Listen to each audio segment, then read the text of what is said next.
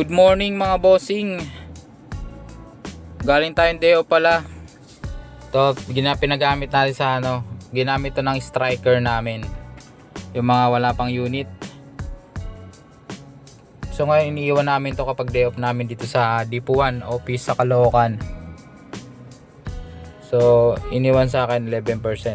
Okay lang yun kasi iniwan ko naman sa kanya 10%. So ang kinita pala na itong sakyan kahapon yung day off ko is, tingnan natin, 11. Wala, mahina pala yung striker ko. 11 lang siyang booking. Magkano lang to?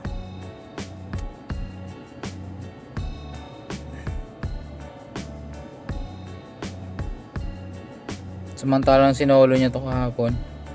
Hindi natin masisisi, ganyan talaga. Dapat sinamantala niya na. Kasi dun kukuha ng performance ang ating mga visor. So nakapila tayo dito sa priority kasi 11% lang to. Yan, sinabihan tayo ng visor natin. Ang priority ang 11%.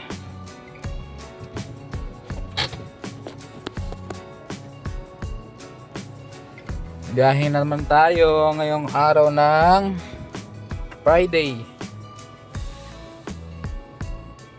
Target natin mga 3K ulit.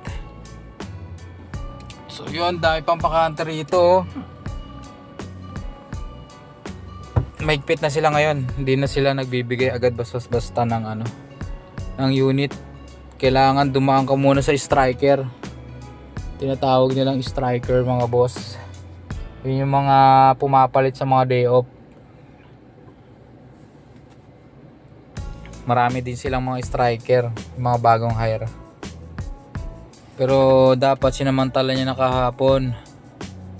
Kasi day off ako, buong araw niyang ginamit ang sasakyan, di man lang niya sinulit. Magkano lang to? 11 rides lang. Magkano lang to? 1, 2, 3, 4, 5, 6, 7, 8, 9, 10, 11, 12, 13, 1-4 lang.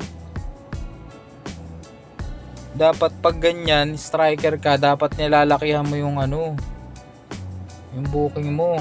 Abot mo lang mga 2.5. Kaya kailangan 3K. Kasi dun kasi bumabase yung mga visor kung talagang bibigyan ka ng unit. Kasi kung ganyan ka, lalabas ka ng 1.4 lang kita mo, tapos buong araw yung nasa yung unit. Paano sila kikita sa'yo na malaki? Sa 1.4 na yun, babawasan mo pa rin ng 600 plus 700. O, sa kuryente pa. Magkano lang sa may-ari? Diba? Dapat mga striker ginagalingan nyo. Dapat nagpapakitang gilas kayo para magkaroon agad kayo ng unit. So wala din naman ako unit. 2D1C rin naman kami dati. Inaano lang namin, dinadamihan lang namin mga 2 plus. May git yun pag 2D1C, 2K pataas. Minsan nagto 2.5 pa ako, mahigit. Kaya yun, binigyan na ako ng unit. 2 weeks pa lang may unit na ako sarili. Kung dapat mga boss, pagpapasok kayo sa Green GSM, hanggat di pa sila nagsasawa nagkakabigay ng mga incentives, saka makakita 3K ang kita mo, ang gross mo, mapupunta sa'yo 1.9, 1.1 lang sa may-ari, di ba? Hindi pa siya lugi no? Tingin ko lugi siya dun eh. Pero kung babawiin niya sa ibang mga driver yon, yung mga hindi nakakahit ng incentives, pwede bawi siya.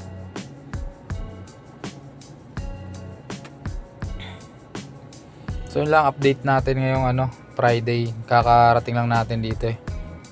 Update ko kayo mamaya kapag nakarami tayo. 2:42 PM. Nakakuha tayo ng booking kanina sa Depo 11:24.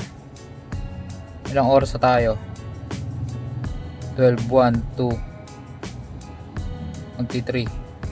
Mga 3 hours pa lang mahigit. Ang kita natin is 700. 2-3 na lang. kota na.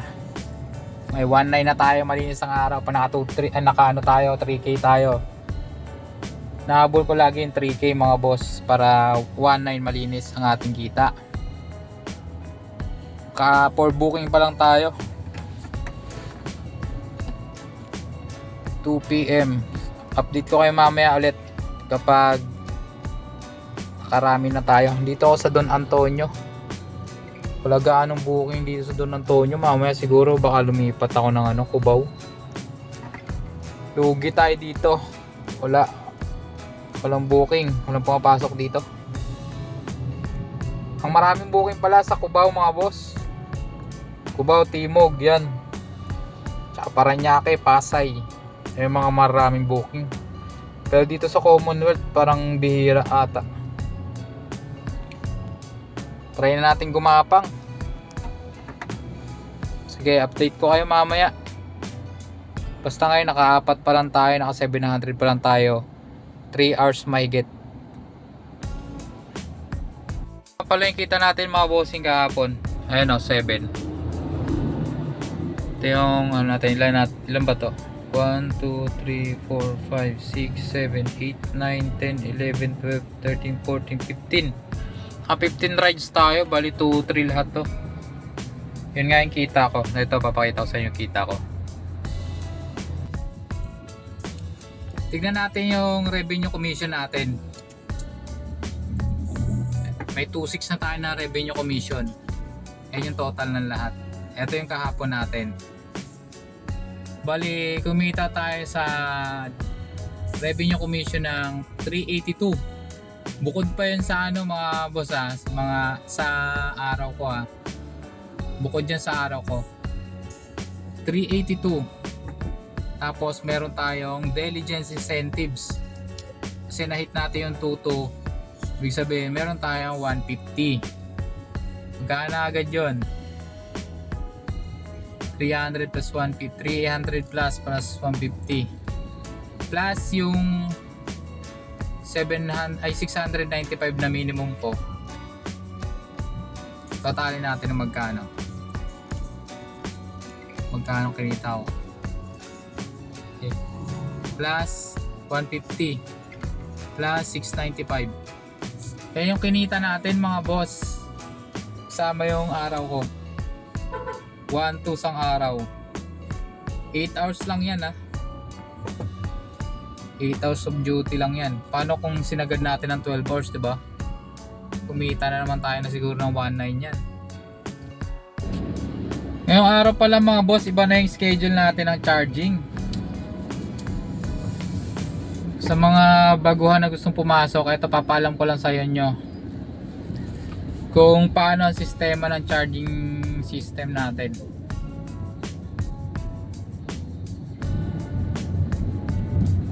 Kumbaga meron na kaming time, designated time talaga.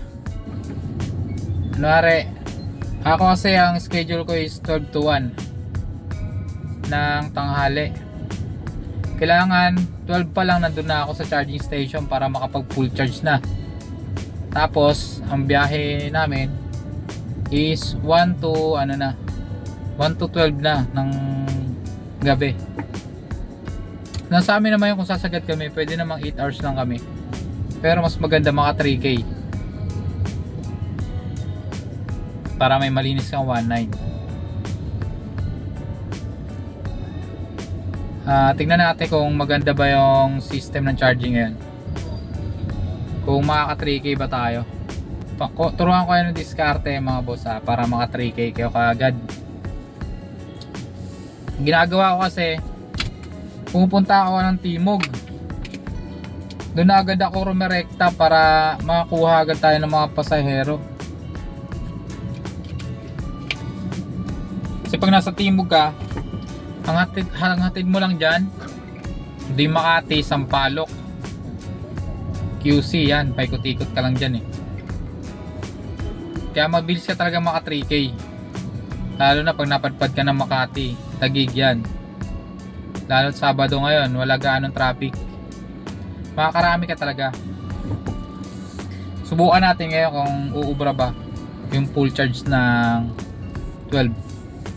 Kung aabot pa to hanggang 3K ang ating kikitain.